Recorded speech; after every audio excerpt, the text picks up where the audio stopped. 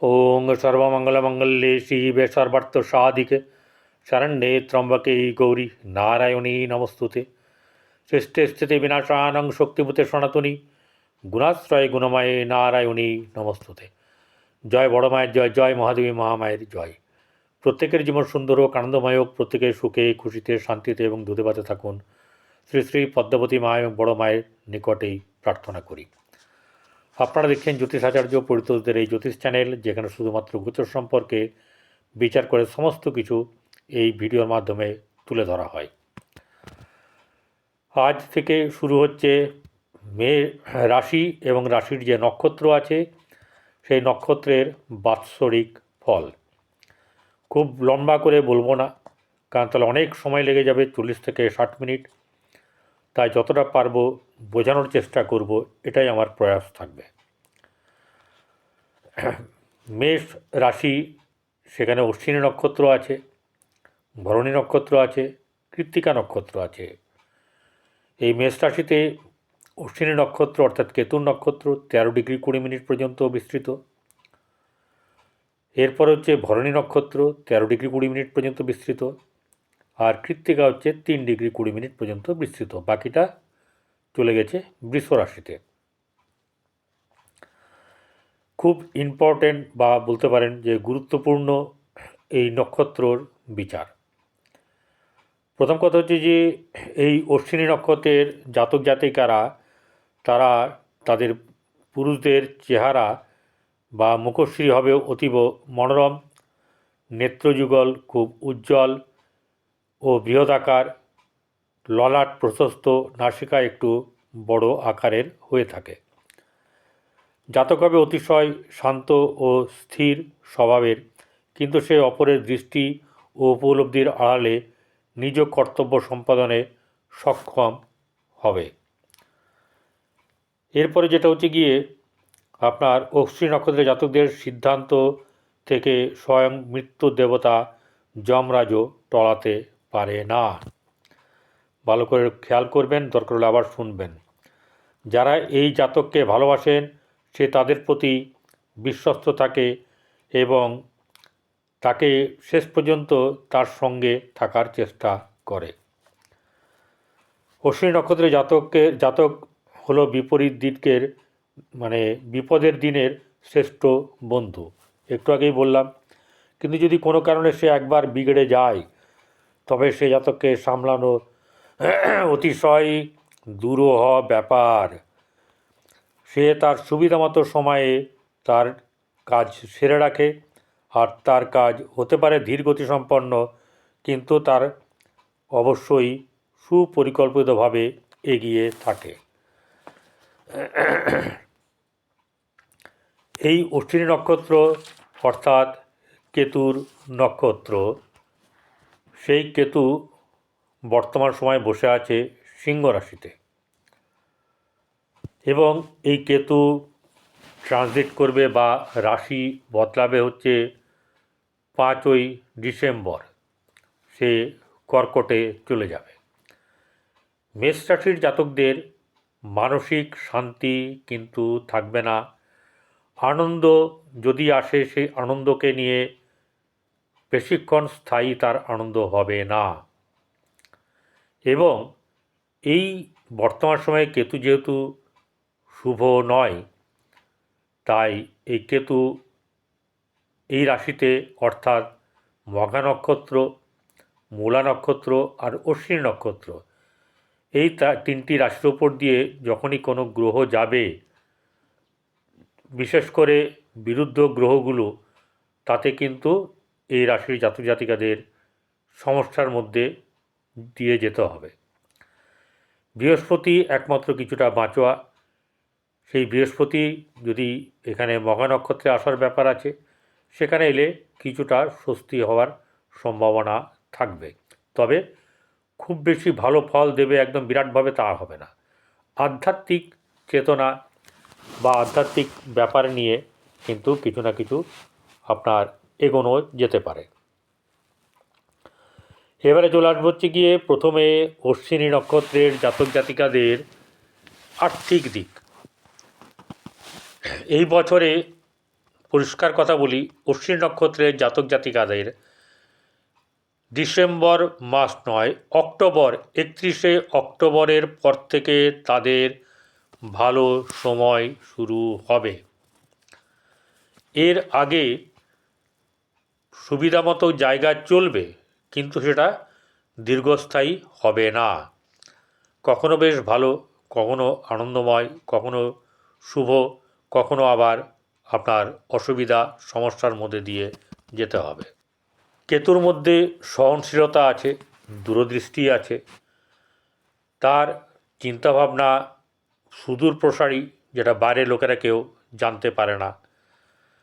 এখানে এই ধনভাবের অর্থাৎ আর্থিক দিক থেকে চলবে, কখনো একটু বেশি, কখনো একটু কম, এরকম ধরনের ব্যাপার নিয়ে চলতে থাকবে, কিন্তু মাঝে মধ্যে পীড়াদায়ক হবে।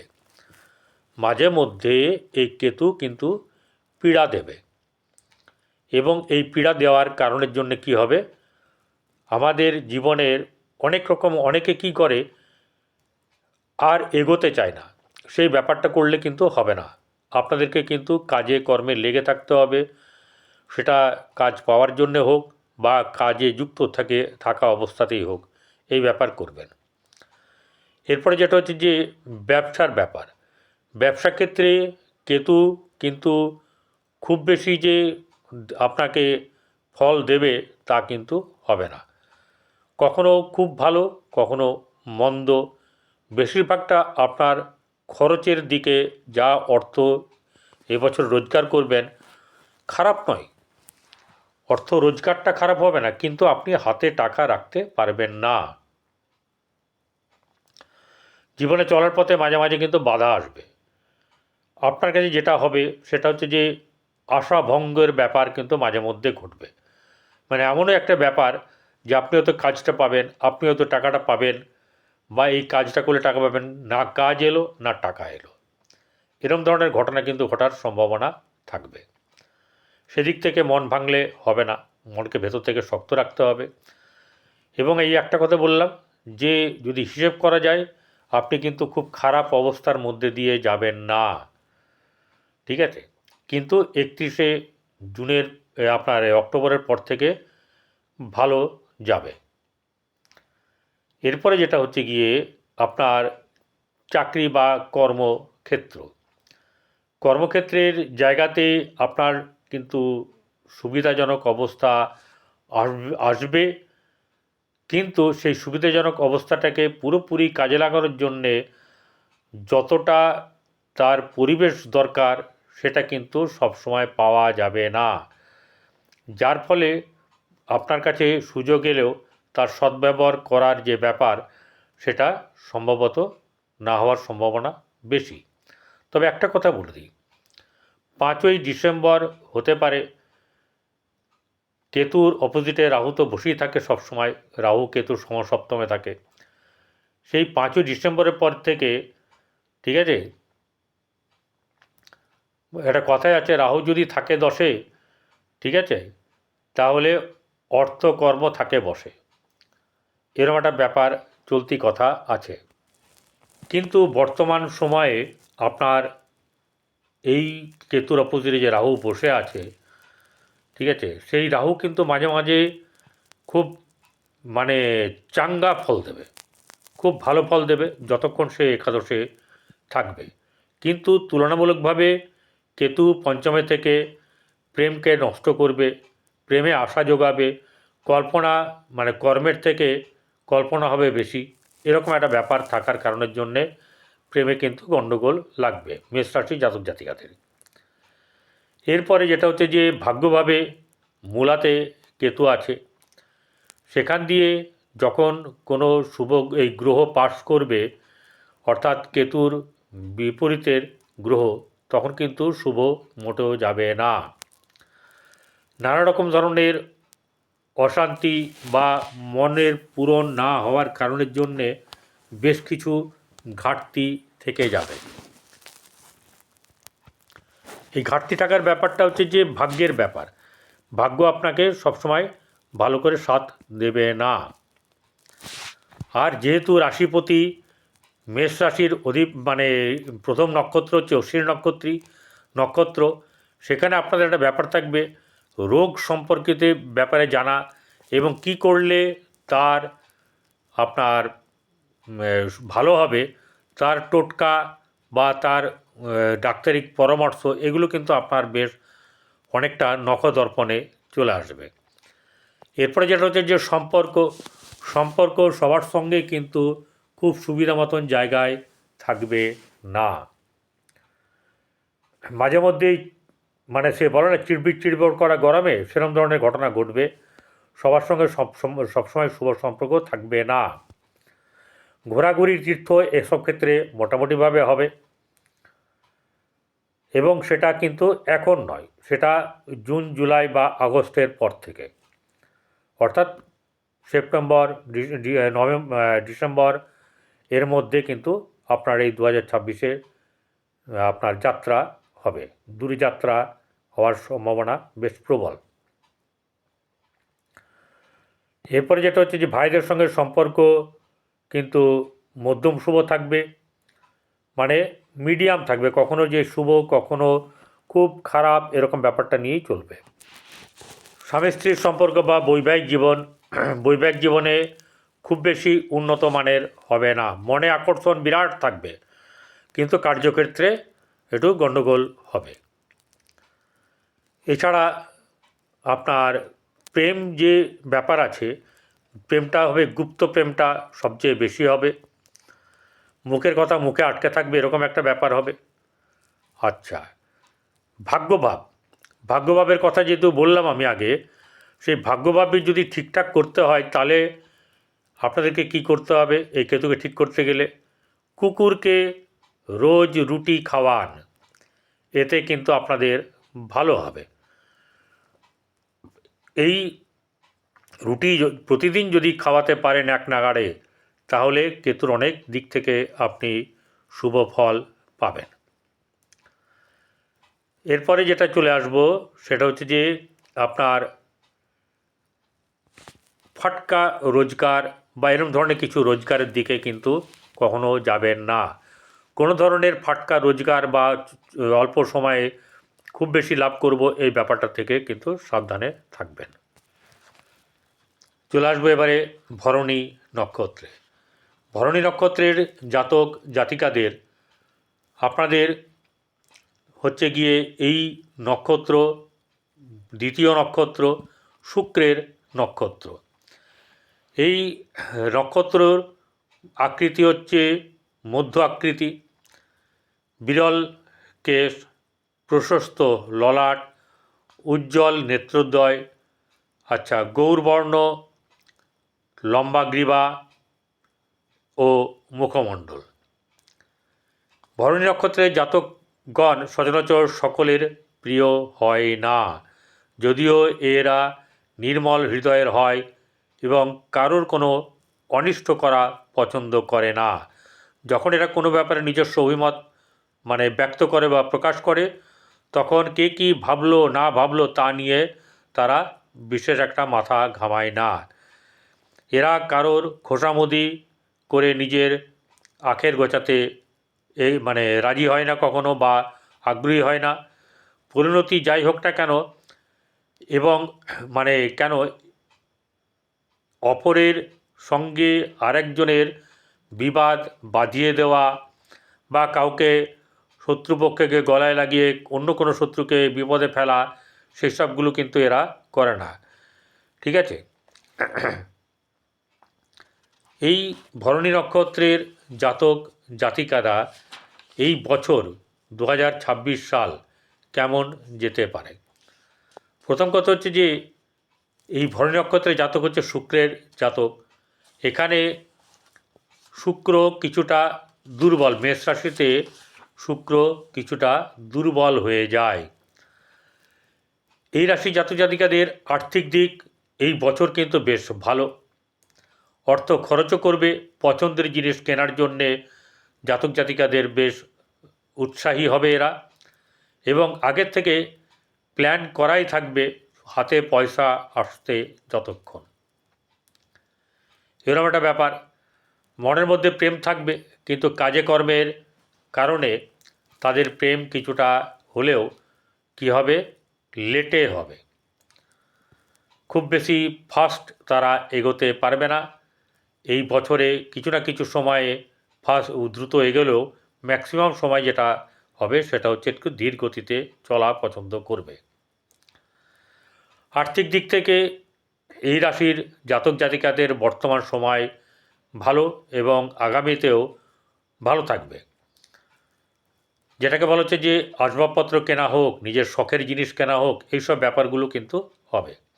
তবে এই ভরণী নক্ষত্রের জাতক জাতিকারা এমনটা করবে না যে অপরকে দেখিয়ে দেখিয়ে কেনা, তাকে ছোট করা, এইসব ব্যাপারগুলো কিন্তু ভরণী নক্ষত্রের জাতক জাতিকারা করবে না। এবারে চলে আসবো হচ্ছে সরাসরি ব্যবসার ক্ষেত্রে। ব্যবসার ক্ষেত্রে জাতক জাতিকাদের কিন্তু বেশিরভাগ সময়, বেশিরভাগ মাস, 12 মাসের মধ্যে ভালো যাবে। তাহলে এটা কি হবে, ভালো যাওয়ার অর্থ কিন্তু হচ্ছে হাতে টাকা পয়সা তার থাকবে। সে গুটিয়ে এক জায়গায় বসে থাকা তাদের পছন্দ নয়। অলস প্রেমী হলেও সে কর্মকে অগ্রাধিকার বেশি দেয়। তার শত্রুপক্ষ প্রায় নাই বললেই চলে। তবে দেখা দেখিতে, অর্থাৎ নিজের কি আছে সেটা যদি প্রকাশ করা হয় বেশি করে, তাতে শত্রু জন্মাবে। এবারে চলে আসবো হচ্ছে গিয়ে কর্মের ব্যাপার। কর্মের জায়গাতে জাতক জাতিকার উন্নতি আছে, কিন্তু সেরকম দেখনদারির মতন উন্নতি হবে না। যারা কাজ করবে তারা অনেক গোপনে কাজ করবে, নিজে এগোবে, নিজের কাছে নিজের মন একটা হচ্ছে রিসার্চের জায়গা, সেই দিক থেকে কিছু না কিছু এগোনোর একটা ব্যাপার থাকবে। ব্যাপার হচ্ছে এখানে যেটা হচ্ছে সহসা প্রাপ্তি ভাগ্য। ভাগ্যের জায়গায় জাতক জাতিকাদের মোটামুটিভাবে ভাগ্য চলবে।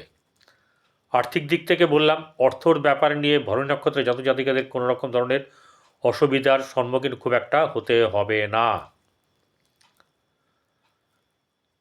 এরপরে অনেক কম্বিনেশন আছে, সেগুলো এইখানে বলতে গেলে অনেক রকম অনেক সময় লেগে যাবে।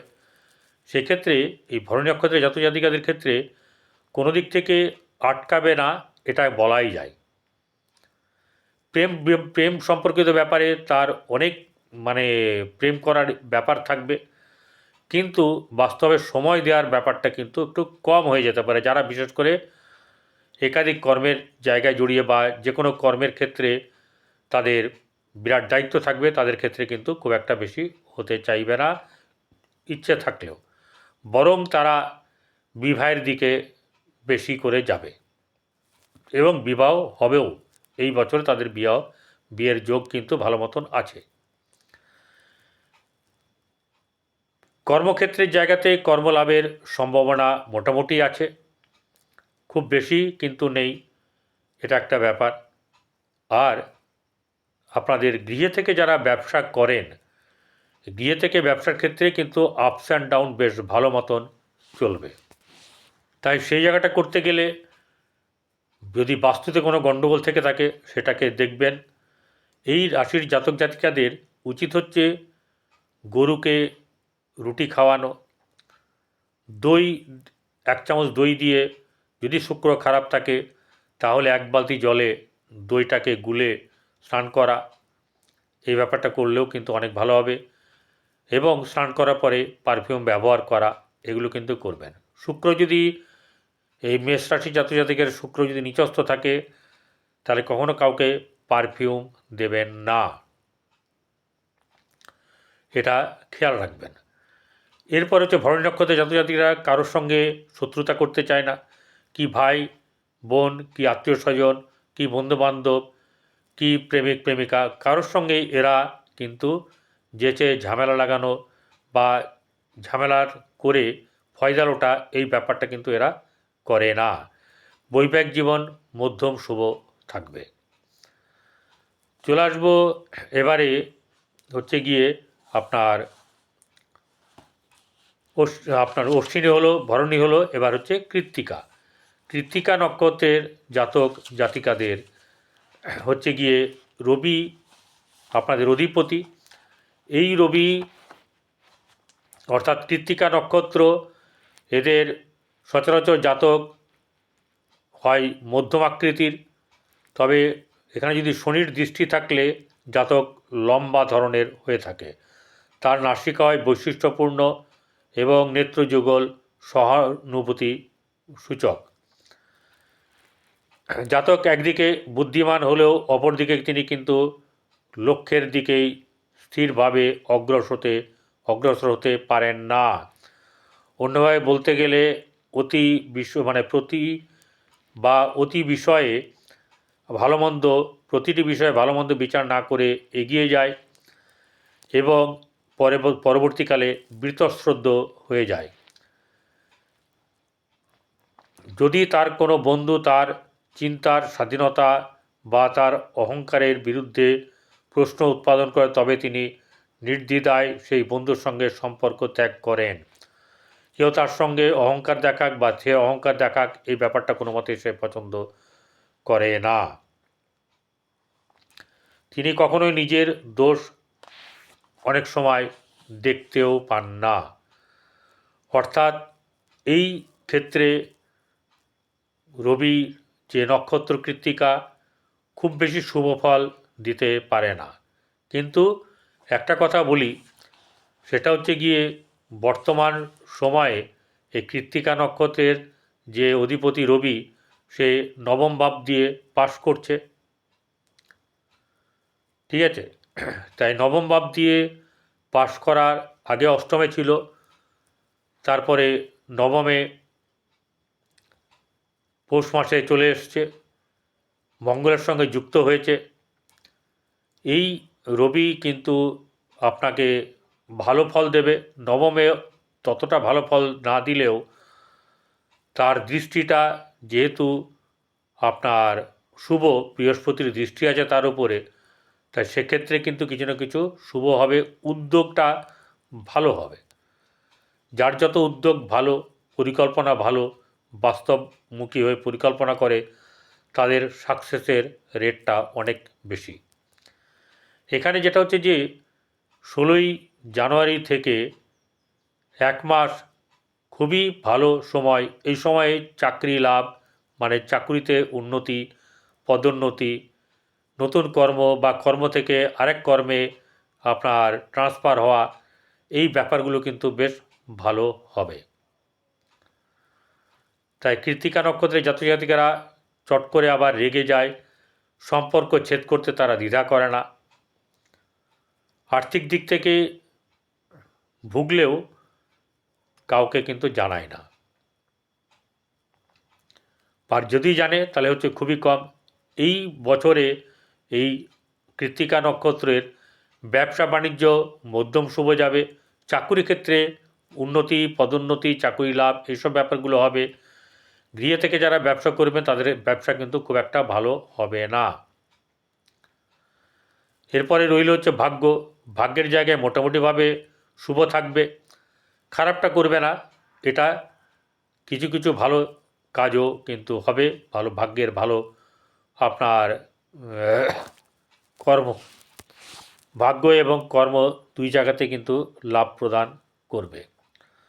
সহসা প্রাপ্তির দিক থেকে কিছু না কিছু প্রাপ্তিযোগ অবশ্যই থাকবে, তবে অনেক সময় প্রেস্টিজটাকে আগে রাখার জন্যে অনেক জায়গা থেকে সে নিজেকে কিন্তু সরিয়ে নিয়ে আসবে।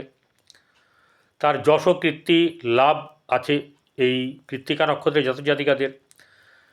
এমনকি আপনাদের এই দশমে যাওয়ার পরে অনেকের সরকারি চাকরি লাভ, এরকম ব্যাপারটাও কিন্তু আছে। গৃহে চাপানোতর যথেষ্ট থাকবে, আর সন্তানের দিক থেকে খুব বেশি শুভ কিন্তু বর্তমান সময়ে নেই। তাই সন্তানের সঙ্গে কি যোগসূত্র তৈরি করার জন্য বন্ধুত্বপূর্ণ সম্পর্ক তৈরি করুন এবং তাকে শিক্ষার ব্যাপারটাতে ভালো করে লেগে থাকতে বলুন, আপনিও সঙ্গে থাকুন, তাতে ভালো হবে। কৃত্তিকা নক্ষত্রের জাতজাতিকাদের বৈবাহিক জীবন কিন্তু খুব একটা সুখের হচ্ছে না, না প্রেমের ব্যাপারে শুভ। ভাই বোনদের সঙ্গে সম্পর্ক মধ্যম শুভ যাবে এবং গৃহে চাপানোতর থাকবে। সন্তানের দিক থেকে চিন্তার ব্যাপার থাকবে।